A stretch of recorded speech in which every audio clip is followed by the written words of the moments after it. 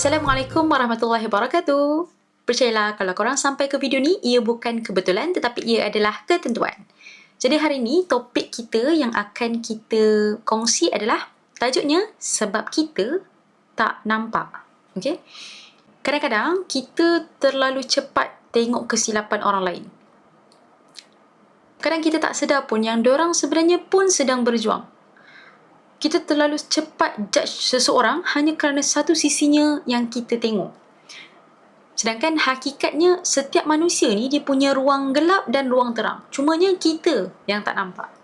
Dan dalam hadis ada menyebutkan bahawa seseorang itu dia boleh beramal dengan amalan ahli syurga sepanjang hayatnya. Namun akhirnya dia menjadi ahli neraka.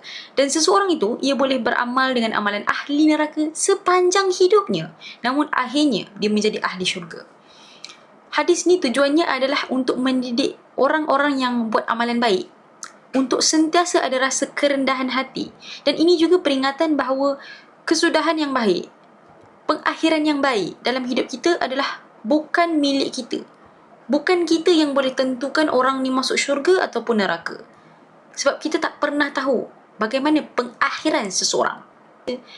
Kita tak boleh main jamin orang ni ahli neraka. Main garanti orang ni mesti ahli neraka ni. Aku tengok, aku duduk sebelah dia pun aku tengok-tengok dia memang ahli neraka ni. Kita tak boleh terus cop orang dengan ahli neraka, ni ahli syurga. Sebab semua ni adalah keputusan Allah, bukan milik kita.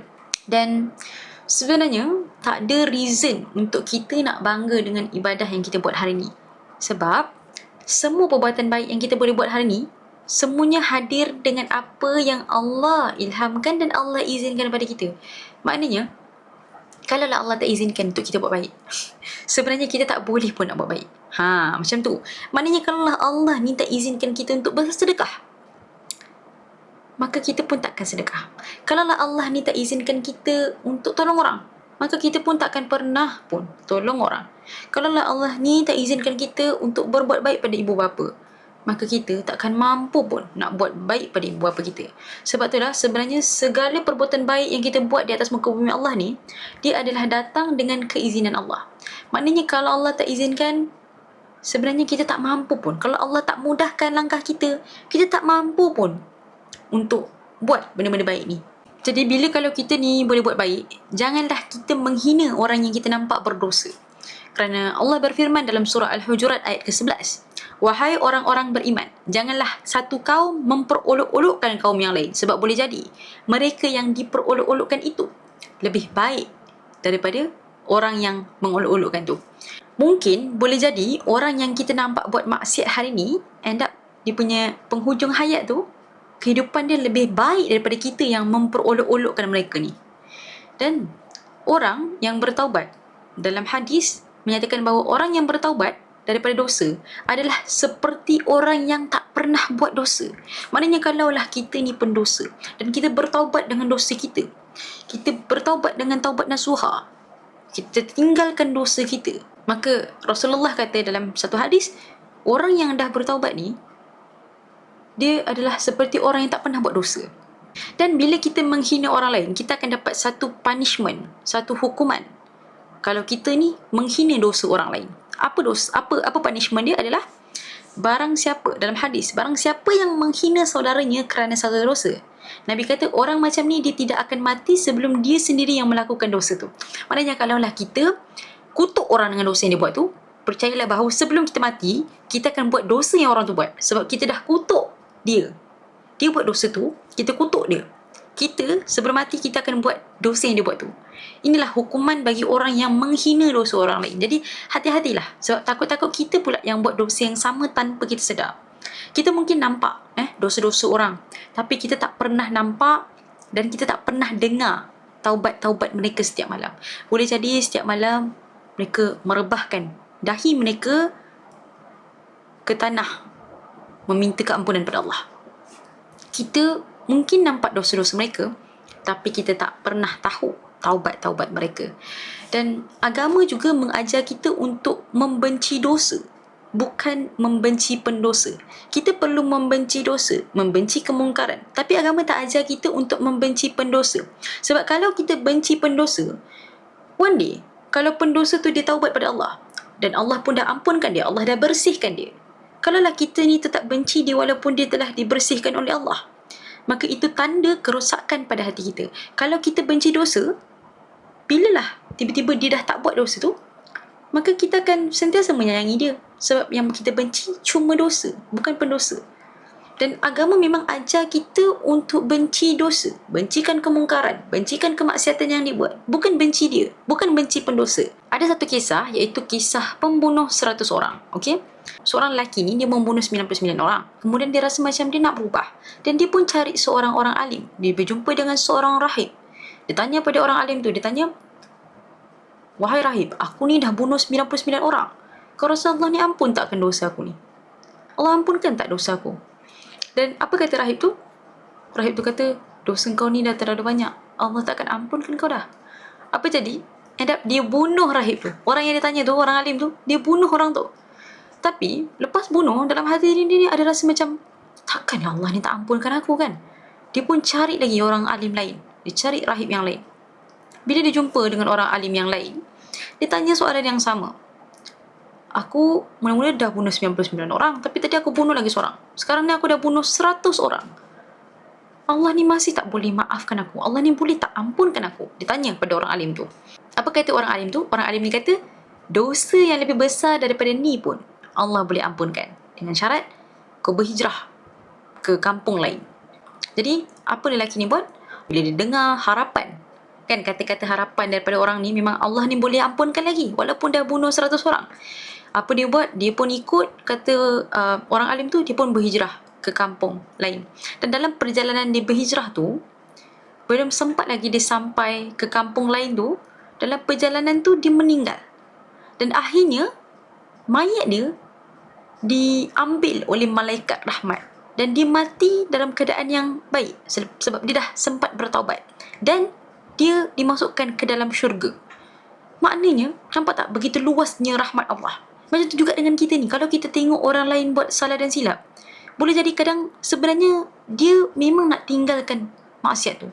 Boleh jadi dalam kesilapan dia tu ada rasa terselit dalam hati dia ni, peperangan, struggle yang sebenarnya dia sendiri berperang dengan diri dia. Dia sendiri struggle nak tinggalkan maksiat yang dia buat.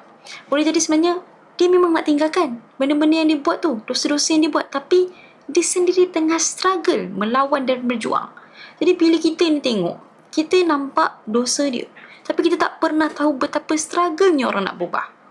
Dan bila kita dapat beramal, amal kita hari ni sepatutnya buatkan kita ni makin malu dengan Allah.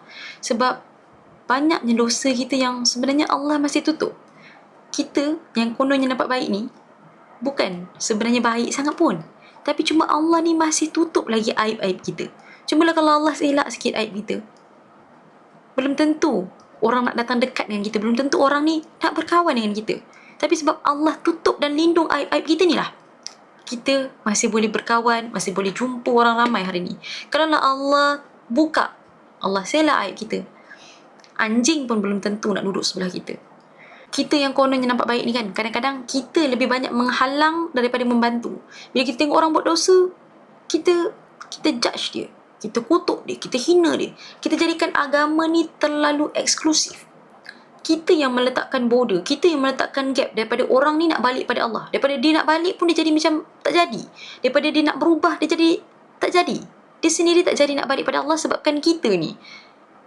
Jadi hati-hatilah, sebab takut-takut tangan kita ni lah yang menghalau manusia untuk kembali dekat dengan Allah. Sepatutnya bila kita nampak orang buat dosa, kita encourage dia untuk berubah. Kita beri dia semangat dan harapan untuk dia berubah. Bukan kita hina, bukan kita kutuk. Sebab kita tak tahu seberapa struggle orang nak berubah, orang nak berhijrah. Kita nampak dosa tapi kita tak nampak taubat dia, kita tak nampak struggle dia. Sebab itulah kita bila nampak orang buat dosa, letakkan dalam hati kita ni, ya Allah, hari ni dia diuji. Boleh jadi esok lusa aku pula diuji, ya Allah.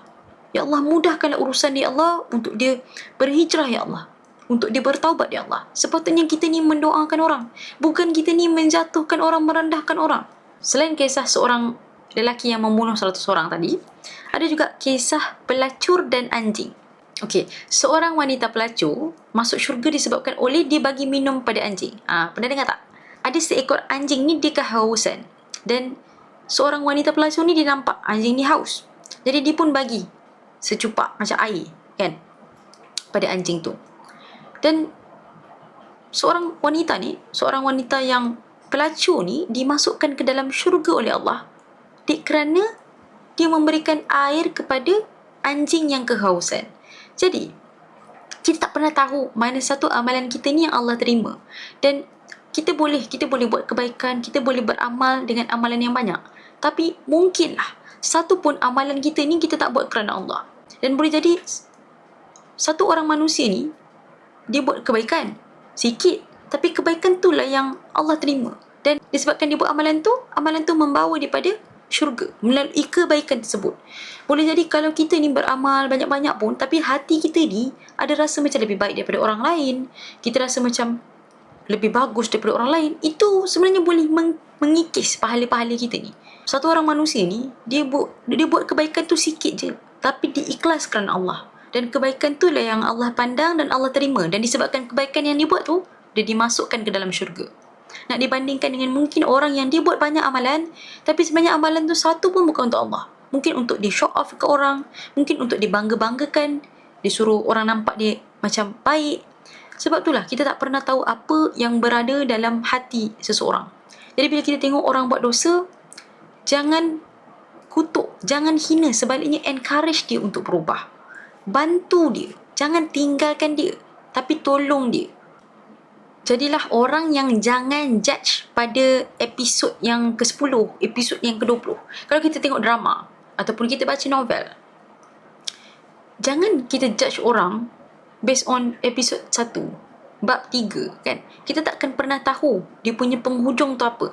Sebab itulah kita ni jangan nilai satu watak itu hanya pada episod yang awal-awal.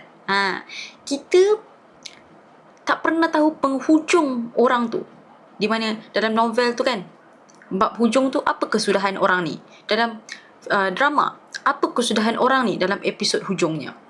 Sebab boleh jadi satu watak tu yang pada permulaannya dia jahat, tapi hujung ni dia jadi hero, dia jadi orang yang baik. Dan boleh jadi satu watak yang awalnya dia hero, tetapi hujungnya dia jadi pengkhianat. Sebab dalam hidup ni kita akan banyak plot twist. Okay, kita akan terima banyak plot twist. Dan plot twist ni akan sentiasa berlaku dalam drama kehidupan kita. Dan kita jangan pernah judge seseorang pada awal cerita. Sebab yang paling penting adalah siapa kita di hujung nafas kita. Ada satu kisah para sahabat yang kita tahu, Umar Al-Khattab. Umar Al-Khattab ni dulu sebelum berhijrah dan memeluk Islam, beliau pernah cuba untuk membunuh Nabi sallallahu alaihi wasallam. Pernah cuba untuk membunuh Rasulullah sallallahu alaihi wasallam.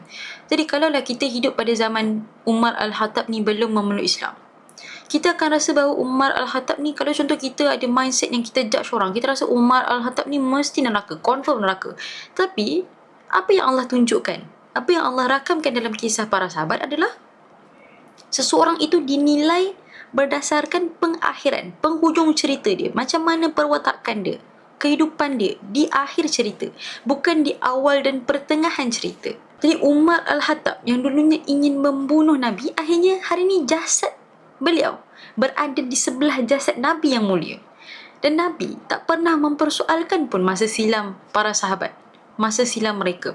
Baginda melihat potensi yang ada pada setiap manusia untuk jadi baik, bukan melihat sejarah ataupun masa silam mereka. Bahayanya bila kita melabel-label orang. Okey, dalam psikologi dipanggil labeling teori. Bila seseorang itu dilabel sebagai penjahat, orang tu akan lebih cenderung untuk hidup dengan label tersebut. Bila kita ni hari-hari dengar kau ni ahli neraka, kau ni tak dapat masuk syurga, kita akhirnya akan rasa putus asa. Kita akan rasa putus asa dengan rahmat Allah. Okey, bahaya bila kita ni melabel-label manusia. Contohnya bila kita label orang ni sebagai penjahat, kita pun cakap engkau ni ahli neraka dan kau ni memang ahli neraka.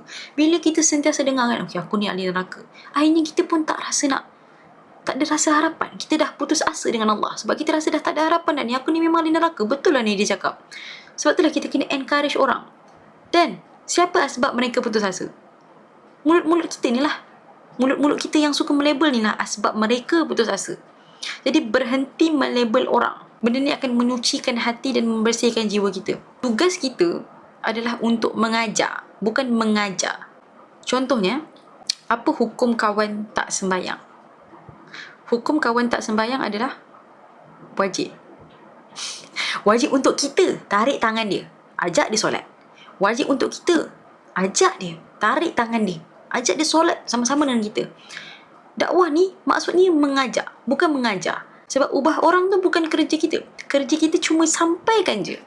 Dan jangan terlalu selesa dengan apa yang kita ada hari ni. Sebab mungkin hari ni dia diuji, tapi esok mungkin dia lebih baik daripada kita. Mungkin kita pula yang diuji.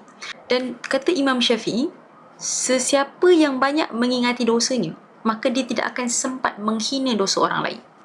Apa yang perlu kita buat adalah benci dosa, bukan benci pendosa. Dan jangan disebabkan mulut-mulut kita ni yang jahat, mulut kita yang suka melabel orang, mulut kita yang suka merendahkan orang, menjatuhkan orang, menjadi asbab orang tu tak jadi nak berubah. Jadilah orang yang encourage orang lain untuk berubah. Jadilah orang yang memberi semangat dan harapan untuk mereka berubah. Allah Subhanahu Wa Taala berfirman, "Qul ya ibadillazina asrafu ala anfusihim la taqnatu min rahmatillah. Innallaha yaghfiru dzunuba jami'a." Janganlah kamu berputus asa daripada rahmat Allah. Sesungguhnya Allah punya rahmat amatlah luas dan Allah mengampuni semua dosa-dosa yang kita buat. Jadi kalau Allah dah declare dalam surah Az-Zumar ayat 53 yang Allah ni akan mengampunkan segala dosa-dosa, maka siapa kita untuk menidakkan firman Allah? Siapa kita untuk cakap orang ni ahli neraka? Siapa kita untuk cop orang ni tak dapat masuk syurga? Jadilah orang yang membantu orang lain, bukan orang yang merendah dan menjatuhkan orang. Itu sahaja untuk episod kali ini. Kita berjumpa pada episod yang akan datang. Assalamualaikum warahmatullahi wabarakatuh.